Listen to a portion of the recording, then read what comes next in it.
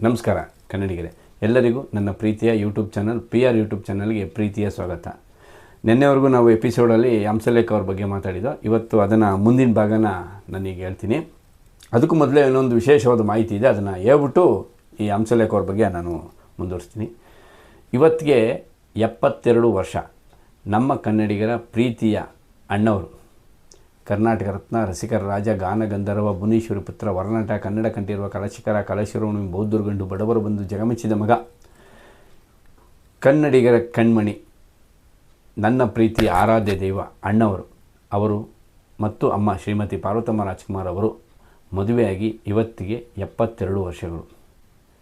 ಅಣ್ಣವರು ಹಾಗೂ ಅಮ್ಮವರಿಗೆ ನನ್ನ ಪ್ರೀತಿಯ ನಮನಗಳು. ಅವರ ಆರಂಭದ ದಿನಗಳನ್ನು ಅವರು ಕಾಲೇಜಿನೆಲ್ಲ ಮುಗಿಸಿ ಚಿತ್ರರಂಗಕ್ಕೆ ಬಂದರು. ಮೊದಲೊಂದೆರಡು ಚಿತ್ರಗಳ ನಂತರ ಅವರು ಪ್ರೇಮಲೋಕಕ್ಕೆ ಬರೋವರೆಗೂ ನಾವು ಮಾತಾಡಿದ್ದು. ಪ್ರೇಮಲೋಕಕ್ಕೆ ಬಂದ ತಕ್ಷಣ ಅವರ ಆ ಪ್ರೇಮಲೋಕದ ಗೀತೆಗಳಿಂದ ಇಡೀ ಕನ್ನಡ ಚಿತ್ರರಂಗದ ಗೀತದ ಒಂದು ಸಂಗೀತದ ಇದನ್ನೇ ಚೇಂಜ್ ಮಾಡಿಬಿಟ್ರು. ಒಂದು ಸಂಗೀತದ ಮಜಲನ್ನೇ ಚೇಂಜ್ ಮಾಡಿ ಹೊಸತನವನ್ನು ತಂದುಕೊಟ್ರು. ಕನ್ನಡ ಚಿತ್ರರಂಗಕ್ಕೆ ಸಂಗೀತಕ್ಕೆ ಒಂದು ಹೊಸತನವನ್ನು ತಂದುಕೊಟ್ಟಂಥ ಧೀಮಂತ ನಾಯಕ ನಮ್ಮ ಹಂಸಲೇಖ ಅವರು. ಅದಕ್ಕೆ ಅವ್ರಿಗೆ ನಾದ ಬ್ರಹ್ಮ ಅಂತ ನಾವು ಕರೆಯೋದು. ಈ ಹಂಸಲೇಖ ಅವರು ಕನ್ನಡದ ಮಹಾನ್ ನಾಯಕ ನಟರ ಜೊತೆ ಚಿತ್ರಗಳು ಮಾಡ್ಕೊಂಬಂದರು. ಅವ್ರದ್ದು ರವಿಚಂದ್ರನು ಅವ್ರದ್ದು ಒಂದು ಎಪಿಸೋಡೇ ಮಾಡಬೇಕು, ಯಾಕಂದರೆ ಅವರಿಬ್ಬರು ಒಂದು ಇತಿಹಾಸನ ಸೃಷ್ಟಿ ಮಾಡಿದಂಥವ್ರು. ಅವ್ರದ್ದು ಸಪ್ರೇಟಾಗಿ ಮಾಡ್ತೀನಿ. ಈಗ ಕೆಲವೊಂದು ಒಂದು 3 ಜನ ನಾಯಕ ನಟರದ್ದು ಇವತ್ತು ಹೇಳ್ತೀನಿ. ನೆಕ್ಸ್ಟ್ ಇನ್ನೊಂದು ವೀಡಿಯೋದಲ್ಲಿ ಇನ್ನೂ ನಾಯಕ ನಟರದ್ದು ಅವರು ಎಲ್ಲ ಮಿಕ್ಕಿ ಚಿತ್ರಗಳ ಬಗ್ಗೆ ನಾನು ಮಾಹಿತಿ ಕೊಡ್ತಾ ಬರ್ತೀನಿ. ಹಂಸಲೇಖ ಅವರು ಅಣ್ಣವರ ಜೊತೆ 3 ಚಿತ್ರಗಳಲ್ಲಿ ಸಂಗೀತ ನಿರ್ದೇಶನಕ್ಕೆ ಆಗಿ ಕೆಲಸ ಮಾಡಿದ್ರು. ಮೊದಲನೇದಾಗಿ ಪರಶುರಾಮ್, ಎರಡನೇದಾಗಿ ಆಕಸ್ಮಿಕ, ಮೂರನೇದಾಗಿ ಶಬ್ದವೇದಿ. ಅಣ್ಣವರ 3 ಚಿತ್ರಗಳಲ್ಲಿ ಅವರು ಸೂಪರ್ ಹಿಟ್ ಹಾಡುಗಳನ್ನ ಕೊಟ್ಟರು. ಆ 3 ಚಿತ್ರದಲ್ಲಿ 3 ವಿಭಿನ್ನ ರೀತಿಯ ಹಾಡುಗಳಿತ್ತು. ನಿಮಗೆ ಯಾರದೇ ಬರ್ತಡೇ ಆಗಲಿ, ಯಾವುದೇ ಚಿಕ್ಕ ಮಕ್ಕಳದ್ದು ಬರ್ತಡೇ ಆಗಲಿ, ದೊಡ್ಡವ್ರದ್ದು ಬರ್ತಡೇ ಆಗಲಿ, ಅಲ್ಲಿ ಕೇಳೋವಂಥ ಒಂದು ಹಾಡು ನಗುತ್ತಾ ನಗುತ್ತಾ ಬಾಳು ನೀ 100 ವರ್ಷ. ಈ ಹಾಡು, ಈ ಹಾಡನ್ನು ಬರೆದವರು ಹಂಸಲೇಖ, ಸಂಗೀತ ಮಾಡಿದವರು ಸಹ ಹಂಸಲೇಖ. ಅಣ್ಣವರ ಪುನೀತ್ ಫಾರಮ್ನಲ್ಲಿ ಈ ಚಿತ್ರದ ಚಿತ್ರೀಕರಣ, ಈ ಹಾಡಿನ ಚಿತ್ರೀಕರಣ ಸಹ ನಡೆದಿತ್ತು. ಯಾರದೇ ಬರ್ತಡೇ ಆಗಲಿ ಈ ಹಾಡಿರುತ್ತೆ, ಅದು ಹಂಸಲೇಖ ಅವರ ಹಾಡಿನ ಗತ್ತು. ನಂತರ ಆಕಸ್ಮಿಕ. ನಾನು ಆಕಸ್ಮಿಕದ ಬಗ್ಗೆ ಹೇಳೋಂಗೇ ಇಲ್ಲ, ನಿಮಗೆ ಎಲ್ಲ ಗೊತ್ತು. ನಮಗೆ ಕನ್ನಡ ಅಂದ ತಕ್ಷಣವೇ ಮೊದಲು ನೆನಪು ಬಿಡೋ ಹಾಡು ಆಕಸ್ಮಿಕ ಚಿತ್ರದ ಹುಟ್ಟಿದರೆ. ಈ ಹಾಡು ನಮಗೆ ರಾಷ್ಟ್ರಗೀತೆ ಇದ್ದಂಗೆ. ನಮಗೆ ಇದೊಂಥರ ಈ ಹಾಡು ನಾಡಗೀತೆ ಇದ್ದಂಗೆ. ಕನ್ನಡದ ಯಾವುದೇ ಕಾರ್ಯಕ್ರಮ ಇರಲಿ ಅಲ್ಲಿ ಆಕಸ್ಮಿಕದ ಹಾಡು ಇರಲೇಬೇಕು. ಕನ್ನಡ ಅಂದ ತಕ್ಷಣ ನಮಗೆ ಮೊದಲು ಜ್ಞಾಪನೆ ಬರೋದೇ ಆಕಸ್ಮಿಕ ಹಾಡ್ರಿ. ಅದು ಆ ಹಾಡಿನ ತಾಕತ್ತು, ಹಂಸಲೇಖ ಅವರ ಬರೆದಿದ್ದಂಥ ಹಾಡಿನ ಗತ್ತು. ಇನ್ನು ಅಣ್ಣವರ ಕೊನೆಯ ಚಿತ್ರ ಶಬ್ದವೇದಿ. ಶಬ್ದವೇದಿಯಲ್ಲಿ ಜನರಿಂದ ನಾನು ಮೇಲೆ ಬಂದೆ ಅನ್ನೋರು ಹೇಗೆ ಅಂತ ಅಭಿಮಾನಿಗಳಿಗೆ ದೇವರು ಅಂತ ಹೇಳಿದ್ರು, ಆ ಥರ ಅವ್ರು ಹೇಗೆ ಬದುಕಿದ್ರು ಅದನ್ನು ಈ ಹಾಡಿನಲ್ಲಿ ಸಾರಾಂಶವಾಗಿ ಹಂಸಲೇಖ ಅವರು ಬರೆದರು. ಈ 3 ಹಾಡುಗಳು ಈ 3 ಚಿತ್ರದ ಟಾಪ್ ಹಾಡುಗಳು. ನಂತರ ಇನ್ನು ಪರಶುರಾಮಲ್ಲಿ ನೀ ಹೋಡು ಮುಂದೆ ನಾ ಹಿಂದೆ ಇದೊಂದು, ಆಮೇಲೆ ತಂದಾನ ತಂದಾನ ಈ ಅಂದ ಚಂದಾನ ಈ ಹಾಡುಗಳು, ಆಮೇಲೆ ಅಪ್ಪು ಅವ್ರಿಗೋಸ್ಕರ ಬೋರೇಗೌಡ ಬಂದ ಬೆಂಗಳೂರಿಗೆ ಅಂತ ಒಂದು ಹಾಡು. ಈ ಹಾಡುಗಳನ್ನ ಹಂಸಲೇಖ ಅವರು ವಿಭಿನ್ನ ರೀತಿಯಲ್ಲಿ ಬರೆದು ಕನ್ನಡಿಗರ ಮನವನ್ನು ಗೆದ್ದಿದ್ರು.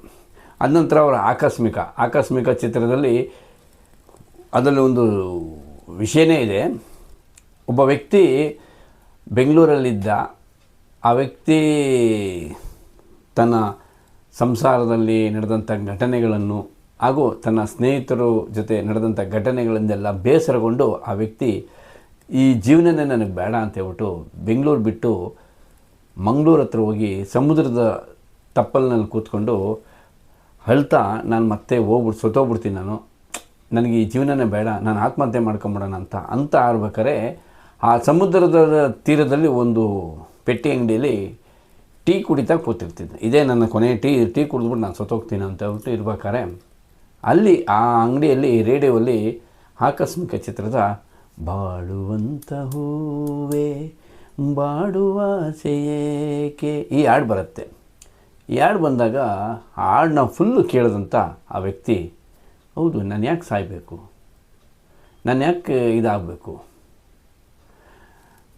ಯಾರೋ ಏನೋ ಅಂದರು, ಯಾರೋ ಏನೋ ಮಾಡಿದ್ರು ನನಗೆ ಎಂದ್ಬಿಟ್ಟು ನಾನು ಯಾಕೆ ಸಾಯಬೇಕು, ನಾನು ಬದುಕಬೇಕು, ನಾನು ಜಯಿಸಬೇಕು, ನಾನು ಇದ್ದು ತೋರಿಸ್ಬೇಕು ನಾನೇನು ಅನ್ನೋದಂಥ ತೀರ್ಮಾನ ಮಾಡಿ ಆ ವ್ಯಕ್ತಿ ಮತ್ತೆ ಬೆಂಗಳೂರಿಗೆ ವಾಪಸ್ ಬಂದು ತನ್ನ ಜೀವನನ ಕಟ್ಟಿ ಇವತ್ತು ದೊಡ್ಡ ಉದ್ಯಮಿ ಆಗಿದ್ದಾರೆ.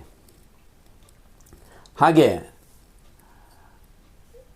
ಆ ಹಾಡಿಂದು ಅದಾದ ನಂತರ ನಿಮಗೆ ಇದು ಆ ಗೊಂಬೆಯ ಪ್ರೇಮ ಸಂಜಯ ಅದೊಂದು, ನಂತರ ಈ ಹೆಣ್ಣಿಗೂ ಕಣ್ಣಿಗೂ ಈ ಹಾಡುಗಳೆಲ್ಲ ಮತ್ತು ಬ್ಯಾಕ್ಗ್ರೌಂಡ್ ಮ್ಯೂಸಿಕ್ಗಳು ಹಂಸಲೇಖ ಅವರು ಆಕಸ್ಮಿಕಲ್ಲಿ ಎಷ್ಟು ಸೂಪರಾಗಿ ಬ್ಯಾಕ್ಗ್ರೌಂಡ್ ಮ್ಯೂಸಿಕಲ್ ಮಾಡಿದ್ದಾರೆ ಅಂದರೆ ಸಖತ್ತಾಗಿದ್ದಾರೆ ಹಾಡುಗಳು, ಬ್ಯಾಕ್ಗ್ರೌಂಡ್ ಮ್ಯೂಸಿಕ್ಗಳು.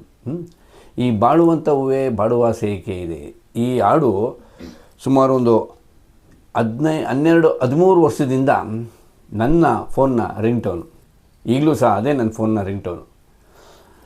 ನಂತರ ಅಣ್ಣವರ ಕೊನೆಯ ಚಿತ್ರ ಶಬ್ದವೇದಿ, ಇದರಲ್ಲಿ ಓಹೋ ಪ್ರೇಮ ಕಾಶ್ಮೀರ, ಆಮೇಲೆ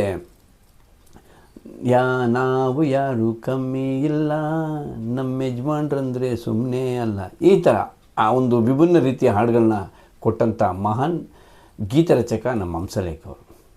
ಇನ್ನು ಅಣ್ಣವ್ರ ನಂತರ ಅವರು ಸಾಹಸಮ್ಮ ವಿಷ್ಣುವರ್ಧನ್, ಅವ್ರಿಗೆ ಅಂತೂ ಒಳ್ಳೊಳ್ಳೆ ಹಾಡುಗಳು ಕೊಟ್ಟವ್ರಿ, ತುಂಬ ಚೆನ್ನಾಗಿರೋ ಹಾಡುಗಳು ಕೊಟ್ಟಿದ್ದಾರೆ.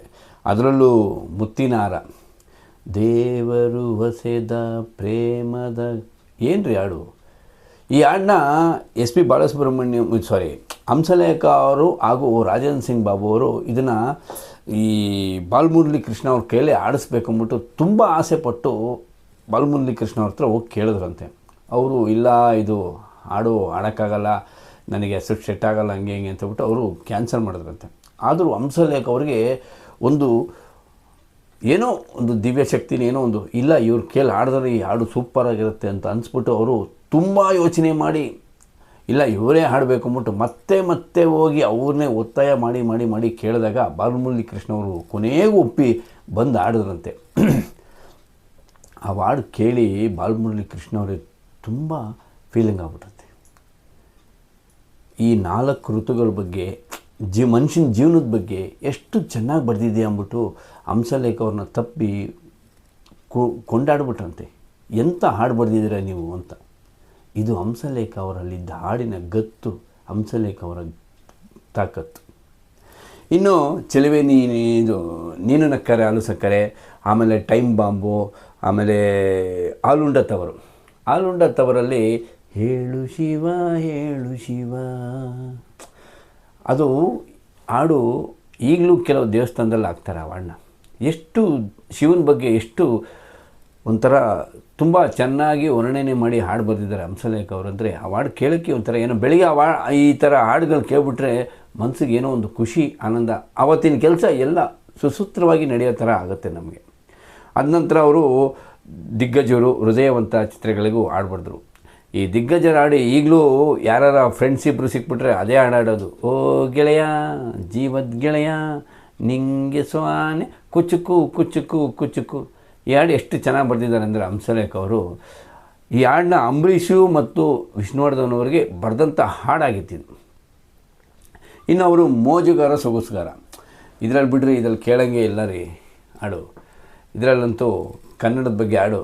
ಕನ್ನಡಕ್ಕೆ ಸಿದ್ಧ ಸಾಯೋದಕ್ಕೂ ಎದ್ದ ಕನ್ನಡವೇ ನಮ್ಮಮ್ಮ ಅವಳಿಗೆ ಕೈ ಮುಗಿಯಮ್ಮ, ಏನು ರೀ ಹಾಡು.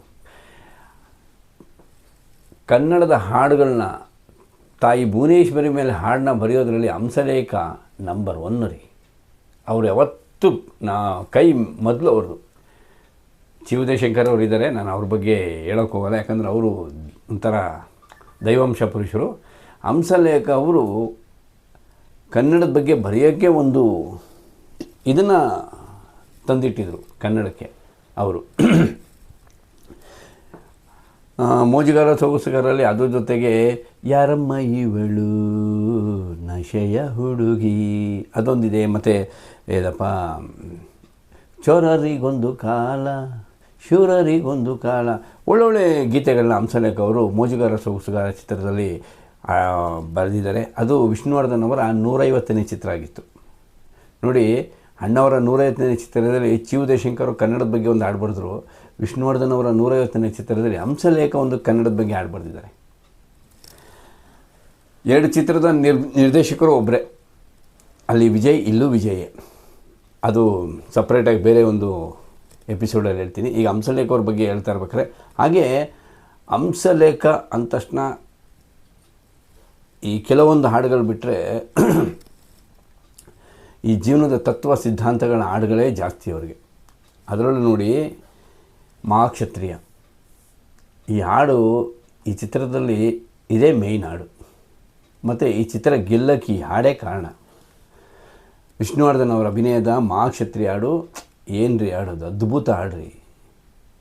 ಈ ಭೂಮಿ ಬಣ್ಣದ ಬುಗುರಿ ಆ ಶಿವನೇ ಚಾಟಿ ಕಣು, ಆ ಸಾಂಗು ಫಸ್ಟ್ ಸ್ಟಾರ್ಟಿಂಗ್ ಬರುತ್ತೆ ನೋಡಿ, ಓಹೋ ಓಹೋ. ಈ ಹಾಡು ಇದನ್ನೇ ಕೇಳಿದ ತಕ್ಷಣ ಜನ ಮೈ ಮರೆತುಬಿಡ್ತಾರೆ. ಅದ್ಭುತ ಹಾಡು ಮಹಾಕ್ಷತ್ರಿಯ. ಈ ಹಾಡು ಅದ್ಭುತ ರೀ. ಹಂಸಲೇಖ ಅವ್ರು ಏನಂತ ಬರೆದ್ರು,